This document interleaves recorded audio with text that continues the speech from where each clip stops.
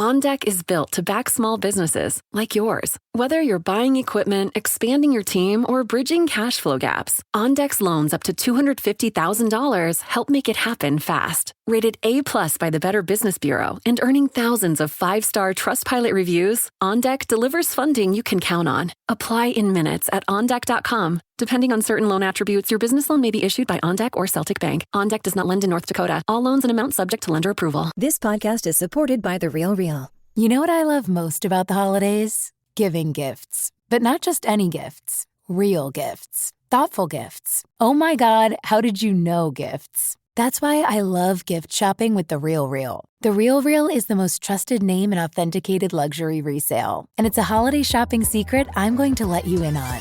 Whether it's a surprisingly affordable, pristine condition bag for your BFF, a vintage find that's cool enough for the Gen Zer in your life, or even something your impossible to shop for dad will love. Get used to saying I found it on The Real Real. Seriously, with over 10,000 new arrivals dropping every day from brands like Gucci, Fendi, Prada, Louis Vuitton, Tiffany & Co., and Cartier, there's guaranteed to be something for everyone on your list. Oh, and did I mention everything's up to 90% off retail? Get $25 off your first purchase at TheRealReal.com. That's TheRealReal.com to get your $25 off. TheRealReal.com. Hello, I'm here during the lunch rush with Janice, who owns her own food truck. Best cheesesteaks in town. Janice traded up to Geico Commercial Auto Insurance for her food truck business. We're here where she needs us most. They sure are. We make it so easy for her to save, with customised coverage that grows with her business. Sorry, I just get so emotional talking about saving folks money. Not this onion I'm chopping? It's just so beautiful. Oh yeah, no, it's the onion. Get a commercial auto insurance quote today at geico.com and see how much you could save. Get more with Geico. Stoveleg Media, igniting conversation.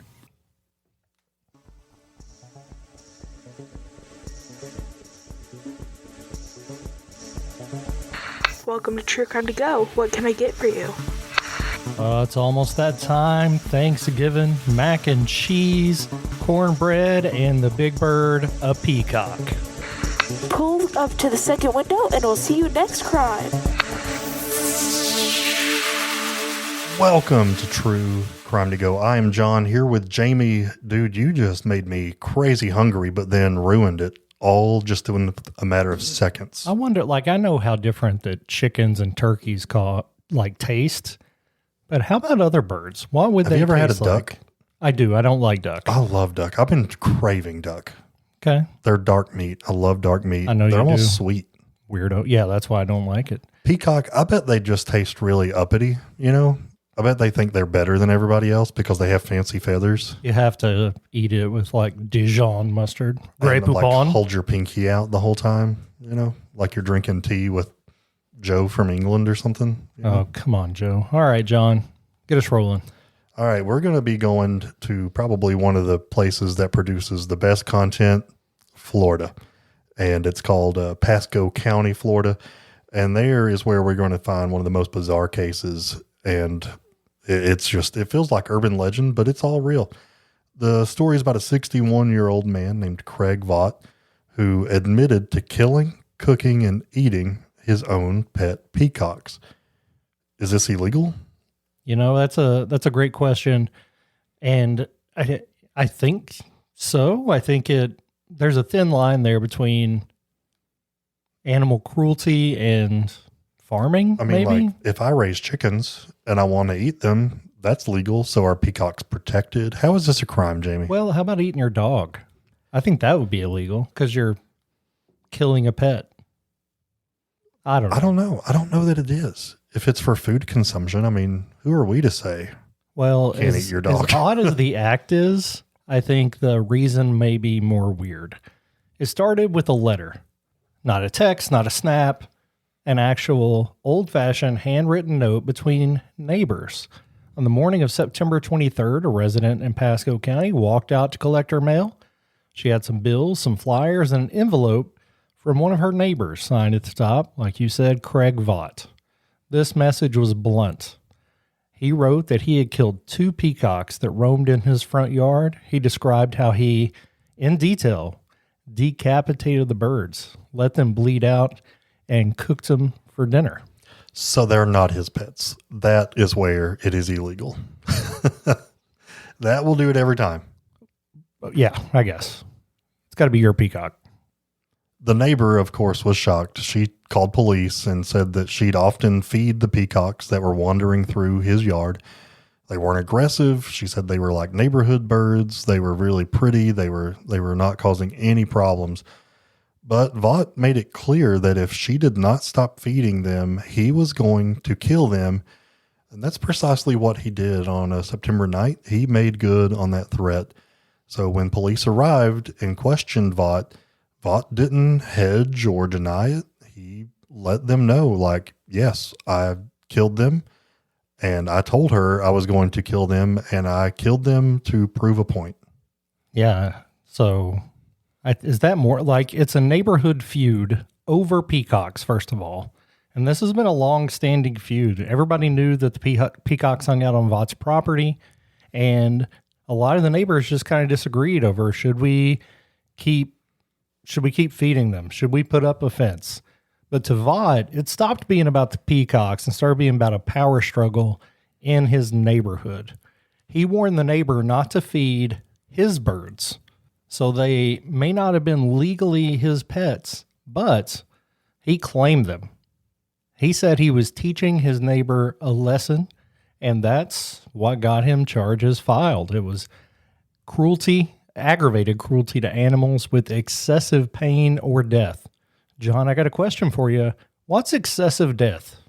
Like, is it more death? Resuscitated them and killed them again. No. Look, first off, if I have a peacock on my property, I'm all about it. Send all of them over here. Like, I think they're really one of God's most beautiful creations. I mean, like if I had a neighbor whose name was like, I don't know, Hammy, and they had dogs that roamed my property and were like tearing up Jack. And I told him like, hey man, keep your dogs out of my yard or I'm going to dispatch them. And they continued to be a nuisance. I feel like I'm within my rights to do so, especially if they're being aggressive or tearing up stuff. You know, the more I've read about this case, it's really, I'm not sure if he owned them or not. No, it seemed like they were just there in the neighborhood and she was the one feeding them, so they would often stay in his yard. So I don't know that he was as mad at the peacocks as much as he was mad that she didn't take heed of his warning and stop feeding them. But I don't know why this guy's got a problem with peacocks. Officials called this symbolic violence, which is hurting something cherished by someone to assert dominance or control. He faces up to 5 years in prison and $10,000 in fines. I bet they arrested this man. I can't imagine how unruly this woman was, because I bet she was just so livid over the peacocks. They were like, you know what? We're going to arrest you just to make this woman shut up. Yeah. And it's going to be dismissed in court. Yeah, I get that. Do you think it will be? I think that's an excessive punishment for killing an animal. That's not like endangered, protected. You're not trespassing to do it. I may catch some heat for this. I don't know. I mean, 5 years in prison for killing a bird. I feel like if there's an animal on my property that I don't want on my property, as long as it's not an endangered species, don't I have that right? I know that it's not popular to say, and I would not just harm an animal, but it's your land, and as long as it's not a protected species, I don't know why the government could charge him with that. Like, cruelty to animals is like being neglectful, like having a pet in your home and not feeding it or denying it medical care. These are wild animals on your property, and this is America. So I don't know. Do I think it was morally right? No. I think this guy obviously has some problems, but legally holding him responsible, I don't know. Like, if he captured them and tortured them, yes. I don't know, dude. I really don't know. Sounds like it was and I could be wrong. Maybe he went into detail about torture of some kind, but it seems like he did to this what you would do to a turkey or a chicken on a farm. Yeah. And if there's a turkey over here and it's near Thanksgiving and I'm about to go drop $30, I may just look at this as if God blessed me. So if it's on your property and it's not turkey season, can you kill it legally? No, because there is a regulated turkey season. So I don't think there's a hunting season on peacocks. There's not. And I don't know that they're it's protected. Not, yeah, I don't know. Like now, some birds are protected. I mean, so ducks you have to get a state license and a federal license to shoot a duck. There are some birds that are just, if you kill, you go to jail. That one being the eagle. So I don't know. I've never looked up the protected rights of peacocks. I guess we killed way too many birds on Nintendo back in the day. Yeah. Stupid dog laughing at you. Sorry if I'm making light of animal cruelty, not my intention. I just thought this was super weird and wanted to get your take on it. So yeah, I'm not trying to sound like that either. I'm genuinely curious as to what, like, if he indeed broke the law or not. So we'll follow this one. I want to know what happens to him. Absolutely, guys. This has been a really weird crime story in 10 minutes or less. Would you like crime with that?